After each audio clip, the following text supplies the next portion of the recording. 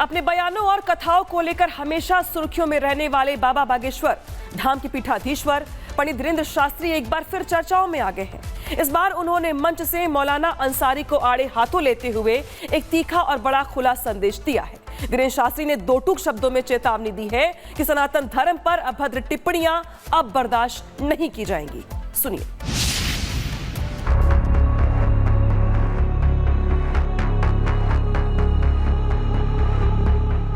तुम अपने बाप को बाप नहीं कह रहे बेटा, ये तुम्हारी भूल है जी। और श्री कृष्ण जी हो सकता है 1,24,000 पैगंबरों में से एक हो। कृष्ण जी भी 5 वक्त की नमाज पढ़ा करते थे।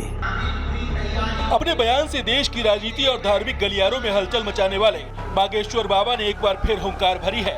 इस बार धीरेंद्र कृष्ण शास्त्री का गुस्सा 7वें आसमान पर है और उनके निशाने पर है मौलाना अंसारी। एक मौलाना हुए, अभी हैं जर्जिस अंसारी। उन्होंने बयान दिया कि भगवान कृष्ण नमाज पढ़ते थे। 5 ठटरी के बरे नक्कटा। इस भारत का जन्मा हुआ प्रत्येक व्यक्ति हिंदू है और तुम भी हिंदू हो। तुम अपने बाप को बाप नहीं कह रहे बेटा, ये तुम्हारी भूल है। बाबा यही नहीं रुके, उन्होंने साफ शब्दों में चेतावनी दी, सनातन धर्म के खिलाफ बयानबाजी अब बर्दाश्त नहीं की जाएगी। अगर सनातन पर टिप्पणी बंद नहीं हुई तो विरोधियों के घर के बाहर ही डेरा डाल देंगे और उनके घर के बाहर भगवत गीता का पाठ किया जाएगा। भारत में जो भी जन्म लेगा वो हिंदू ही कहलाएगा।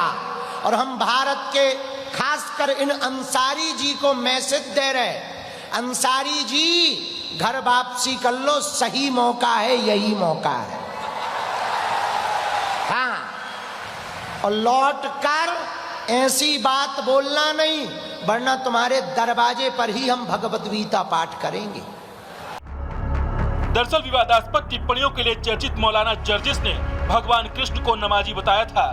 कृष्ण जी भी 5 वक्त की नमाज पढ़ा करते थे। जर्जिस के इस विवादित टिप्पणी के बाद पूरे देश में जुबानी जंग तेज हो गई है। एक पक्ष मौलाना जर्जिस के पक्ष में उतरा है तो दूसरा पक्ष मौलाना जर्जिस का विरोध कर रहा है।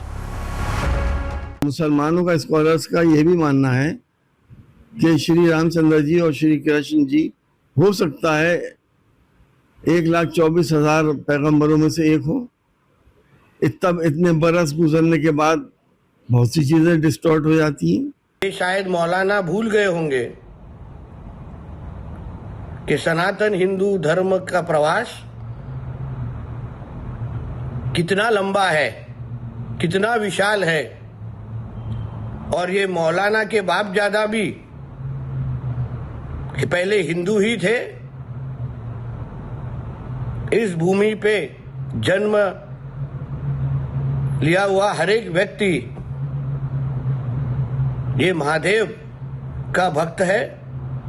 ये एक हिंदू अक्सर ये देखा गया है कि कुछ कट्टरपंथी तत्व या विवादित चेहरे केवल सस्ती लोकप्रियता, टीआरपी या राजनीतिक ध्रुवीकरण के लिए ऐसे भड़काऊ बयान देते हैं।